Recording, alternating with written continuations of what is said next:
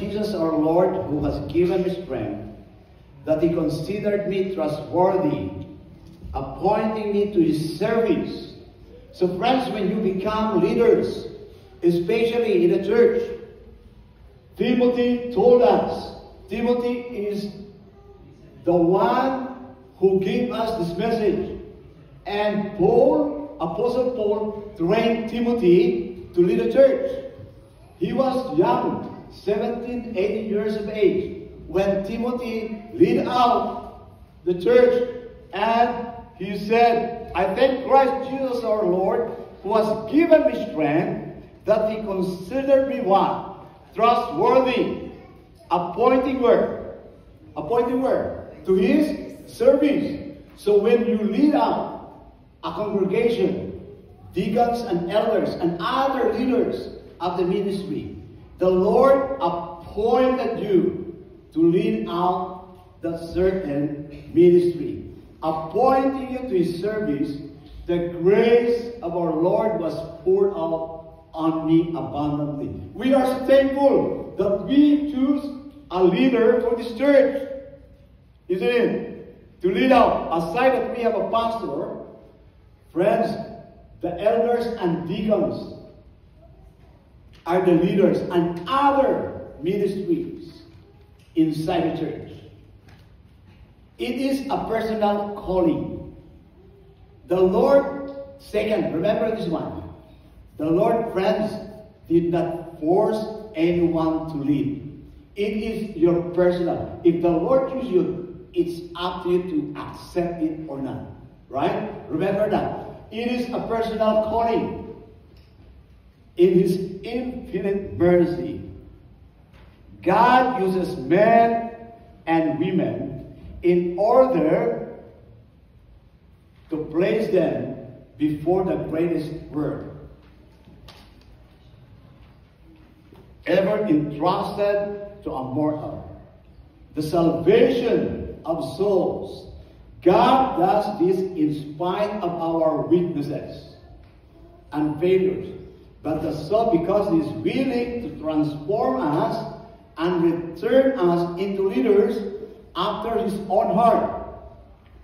He never calls anyone so that they fail. It means when God appoints you in a certain ministry, God will supply the knowledge and wisdom that God has given to you. Using the gift that God has given to you. He said, he never calls anyone so that they fail. He calls us to enable us and for us to succeed in the task he sets before us. The Lord will not fail you if you are willing to accept the certain ministry.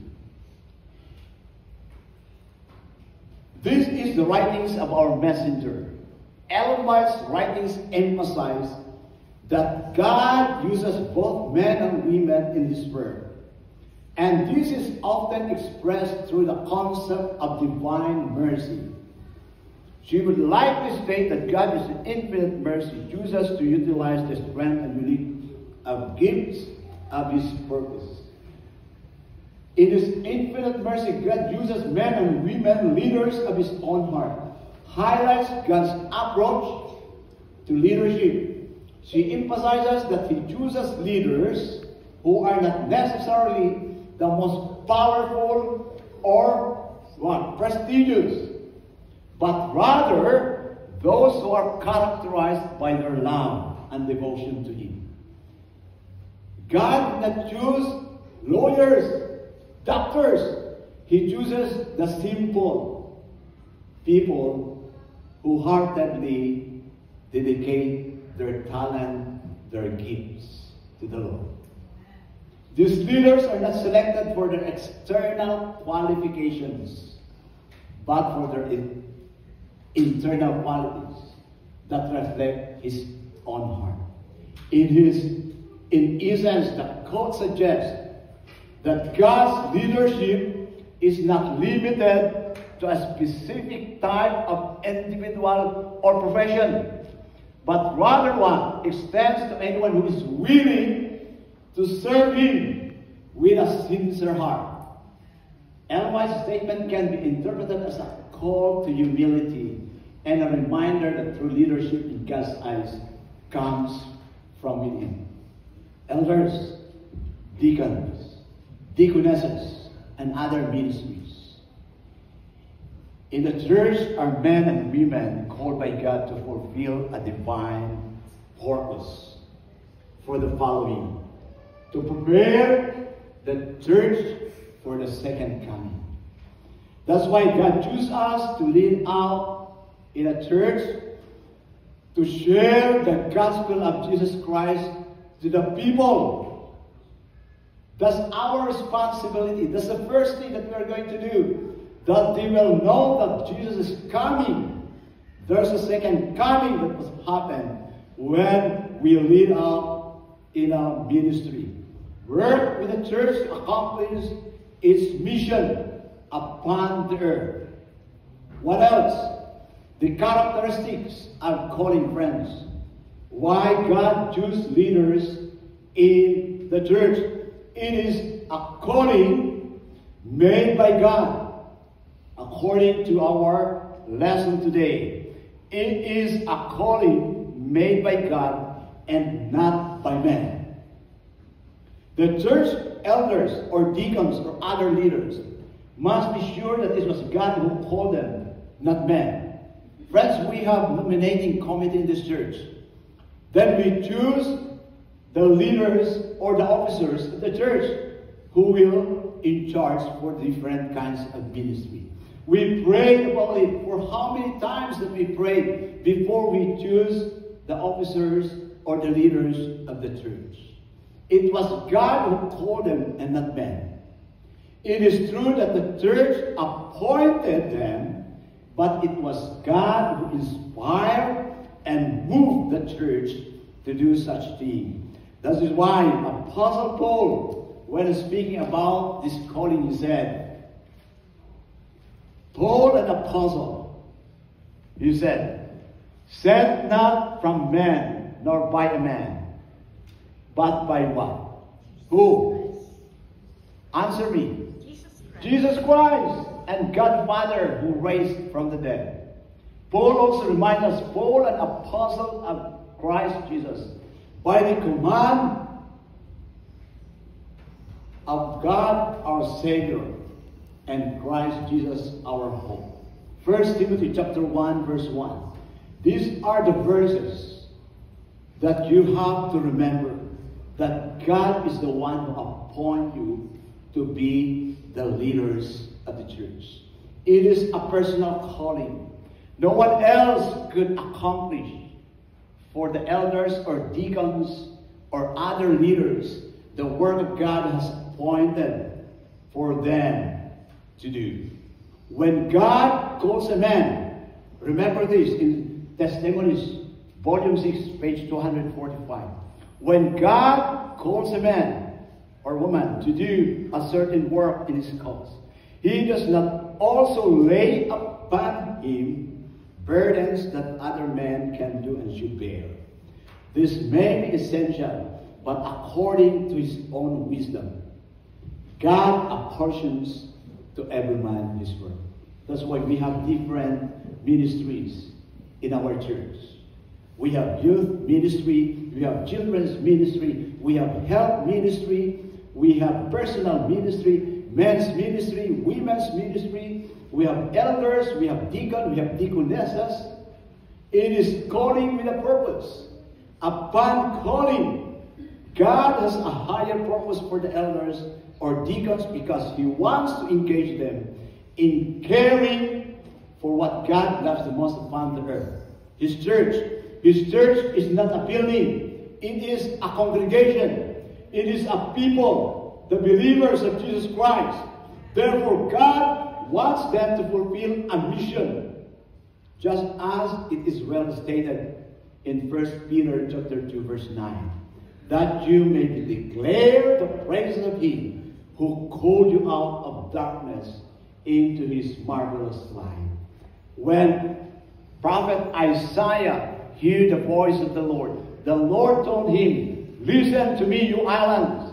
Listen to me, you congregations, you church of believers. Hear this, you distant nations.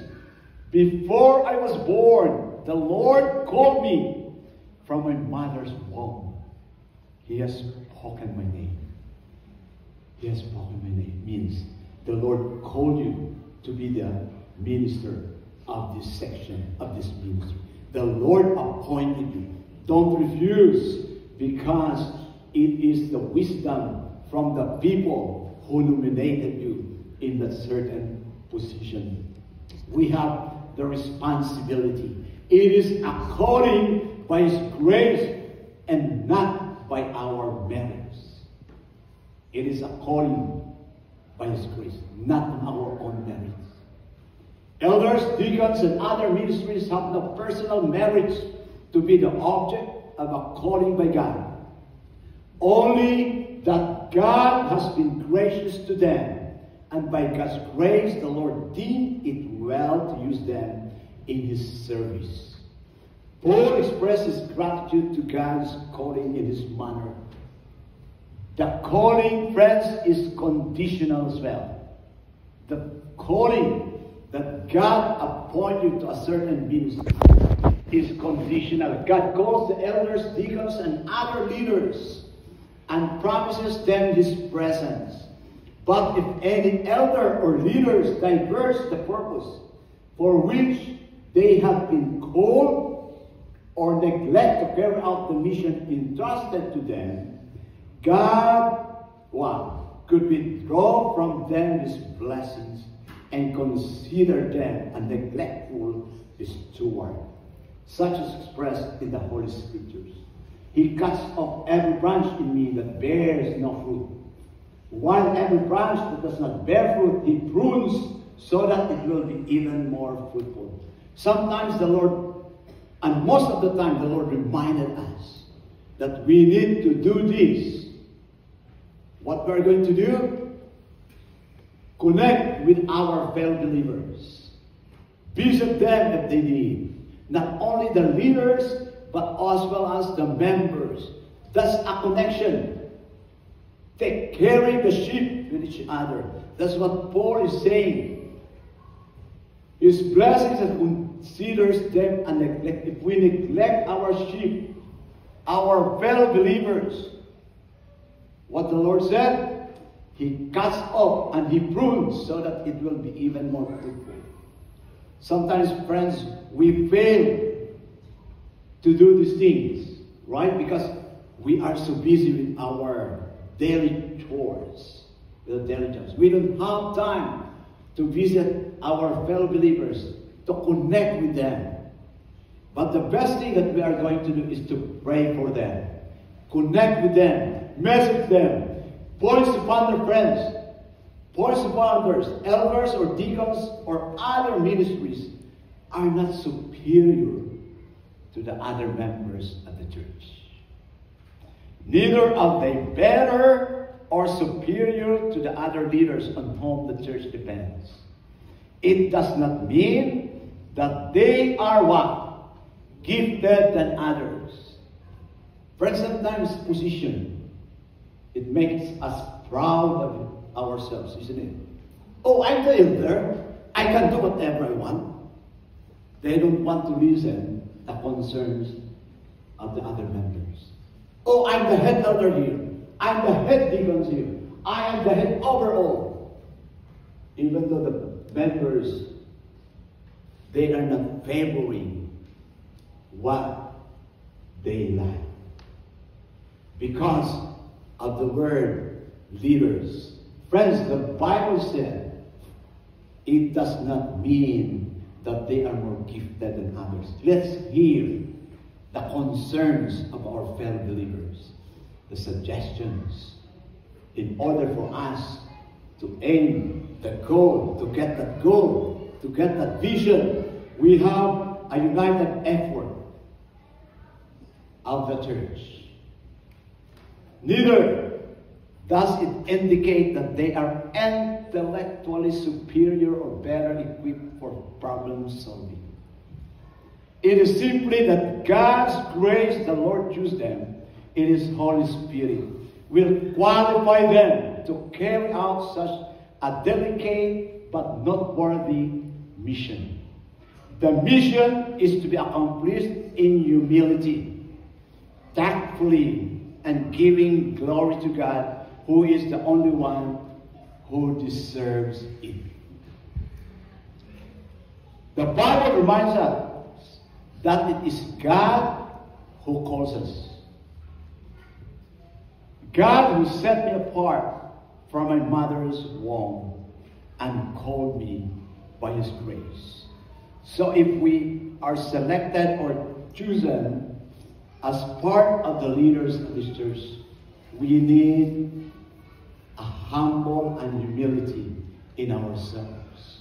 Whatever your profession, your vocation in your life, let the love of God reign in our heart, so that in order for us to be united and to get and aim the vision and plans for our church. Friends, today may I call on the 3 deacons that we are going to ordain. May I call on Jonathan Buado to come forward here, Roel Texon, and Domingo Bagacor.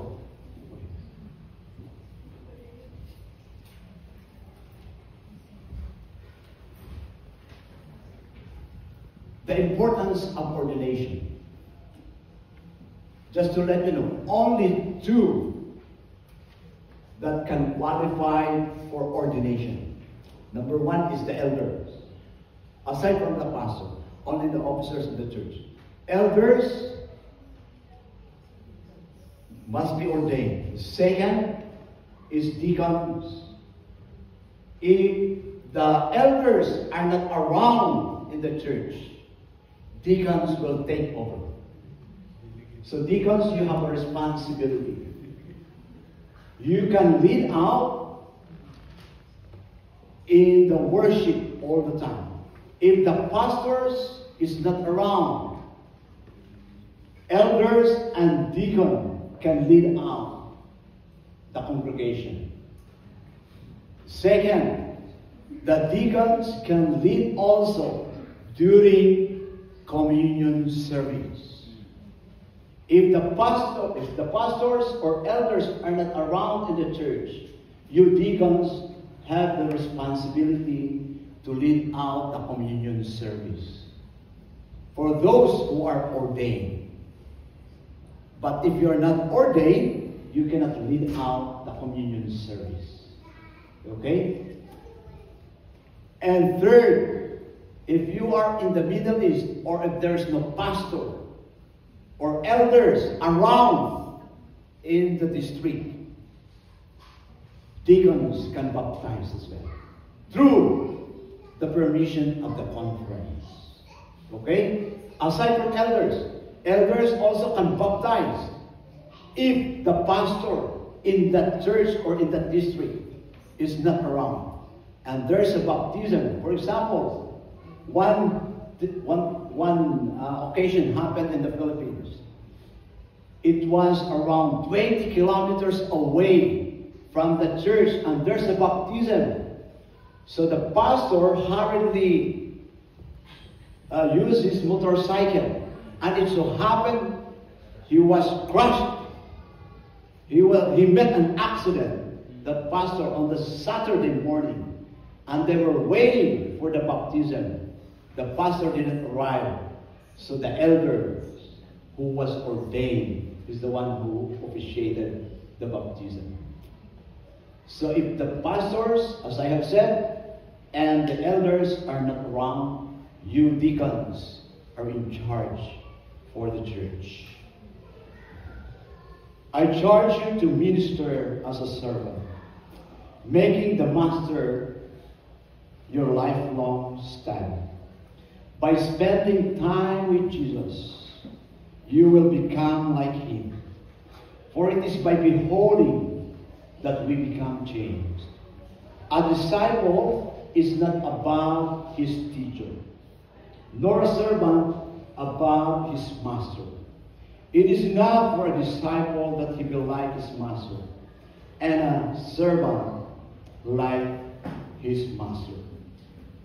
Let this be mind in you, which was also in Christ Jesus, who being in form in the form of God, did not consider it robbery to be equal with God, but made himself of no reputation, taking the form of a servant. So deacons, humility is the key to lead the church. You therefore must endure hardship as a good soldier of Jesus Christ. No one engaged in warfare entangles himself with the affairs of this life, that he may please him who enlisted him as a soldier. Deacons and elders, you have the responsibility to visit your members, to connect with them if they are in need. Aside that, they have a pastors. You therefore must endure hardship. You have to settle the differences within the church. You have to help. Be an example to the believers in word, in conduct, in love, in spirit, in faith, in purity. I charge you as a minister of the gospel.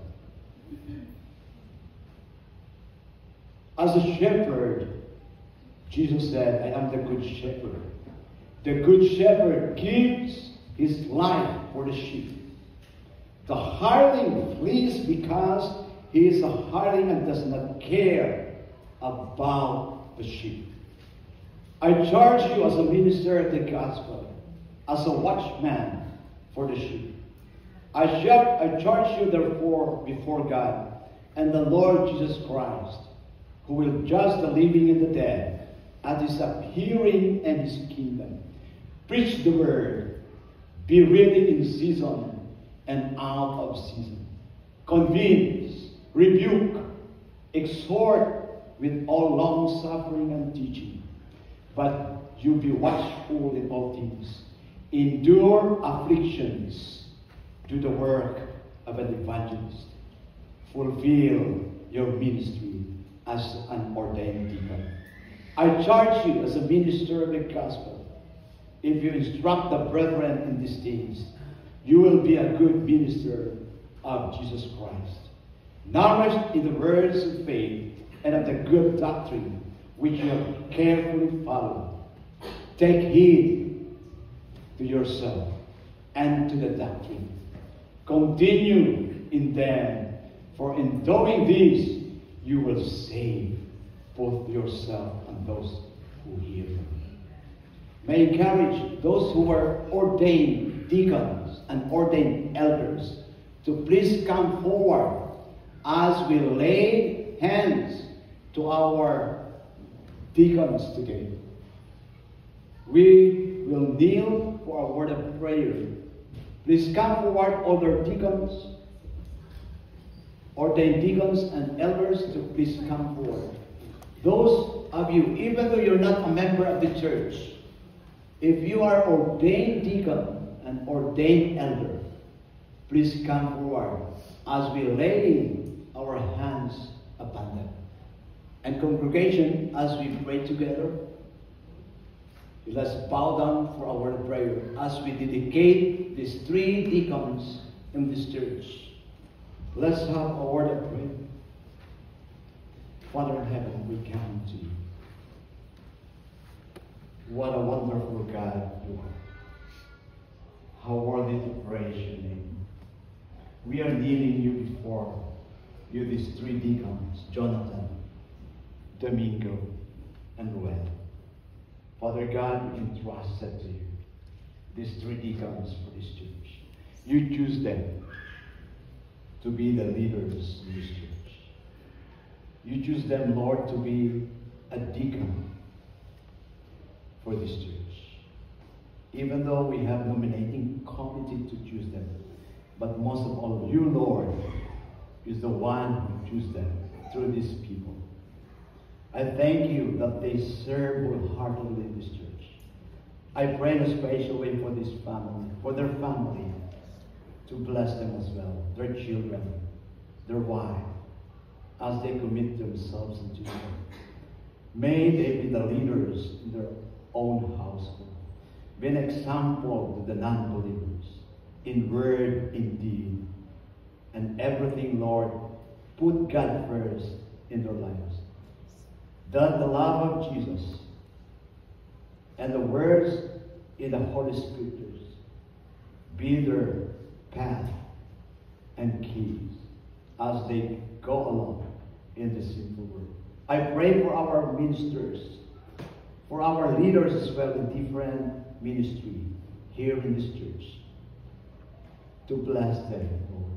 Guide them, fill them with your Holy Spirit in order for them to work with you, not for ourselves, but to glorify you, Lord, because you give us these gifts, different kinds of gifts and talents and skills that you have bestowed in this church. Now I raise my hand as a minister of the gospel. You are ordained as deacon in this church. Thank you, Lord, for their commitment. Thank you for our leaders as well. Thank you for our congregation for the support. In Jesus' name I pray. Amen.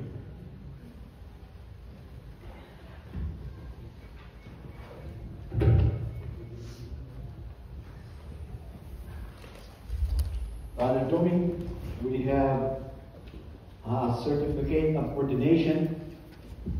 We have here from the church of Victoria Pilgrim, Seventh-day Adventist Church, and let these also first be proved, and let them use the office of a deacon, being found blameless in 1 Timothy 3:10. This recognizes that Domingo Bagaporo, having been chosen, ordained by the Holy Spirit, and laying on of hands capable of holding the office and serving our Lord and Master Jesus Christ as an example to the flock, is not apart in the eyes of God, and the church to the office and work of the deacon of Victoria Filipino Canadian Seventh-day Adventist Church, May 17, 2025. Signed by the church clerk, Fred Luis, and your pastor, Benjamin Arias. Thank you, Ruel and Domingo and Jonathan, for accepting this ordination of deacon. We are praying for you. Friends, I have here also with me a pin for deacon. So we have an elders as well, okay? And then every time we have a communion service, you have to put this on your shirt as a deacon. Okay?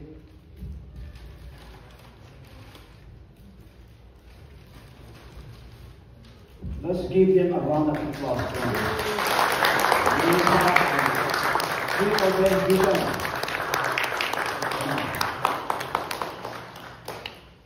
Thank you so much. God bless you. We'll come now to the last part of our thing today. With this in mind, we constantly pray for you, that our God make you worthy of His calling. Remember this, church officers, especially our ordained deacons, and that by His power He may bring to fruition your every desire, your forgoodness, and your every deed, prompted by the faith. I, the Lord, have called you. These are the verses that you always remember. I, the Lord, have called you in righteousness. I will take hold of your hand. I will keep you and will make you to be a covenant for the people and a light for the Gentiles.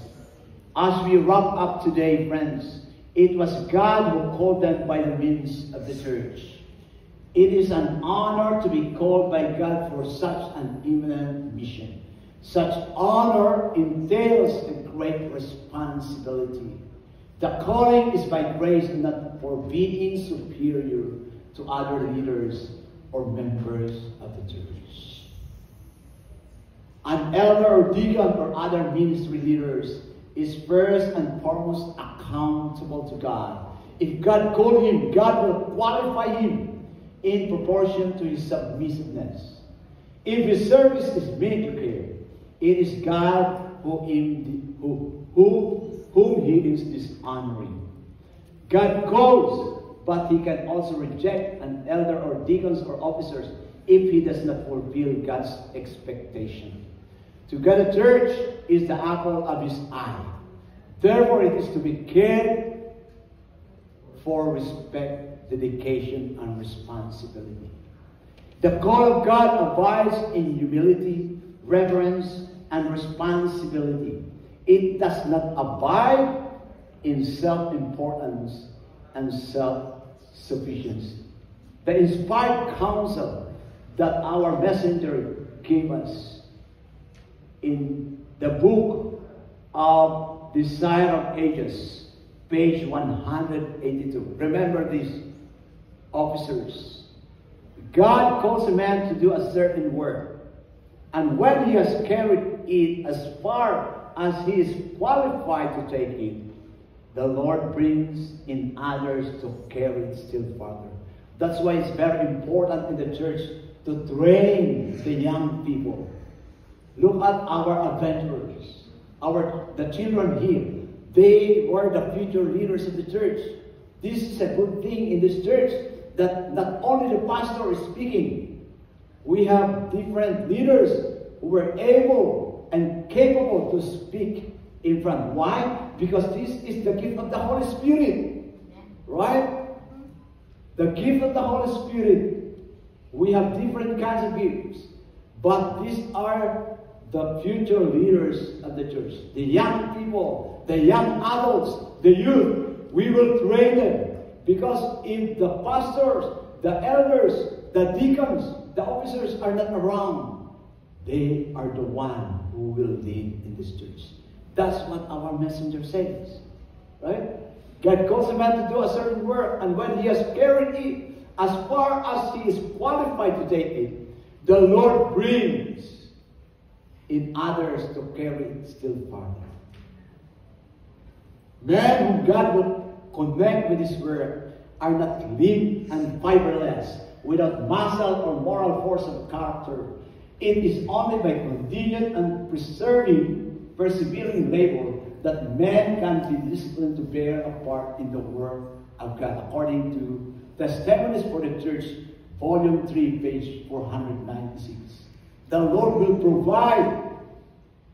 If you were able to do the Bible study and you cannot do the music, then your gift is doing the Bible study. If your gift is spatial number or music or a musician, then you are fit to do this kind of ministry. If you are good in personal ministry, if you are good in greeters, if you are good in visitation, that's the gift that God has given to you. Hold it and use it. That's what our messenger said in Desire of Ages 496. If you make friends with other people, then use it, because that is your gift that God bestowed on you. Let us review what we studied today. The purpose for the calling: prepare the church for heaven. Qualify the church so that it will fulfill its mission. Characteristics of the calling: it is from God. It is personal. It is for a purpose. It is made by grace. And it is conditional. Not all the time, friends, that you are there in that office. That's why we have our second liners to train them, to encourage them to do a certain work.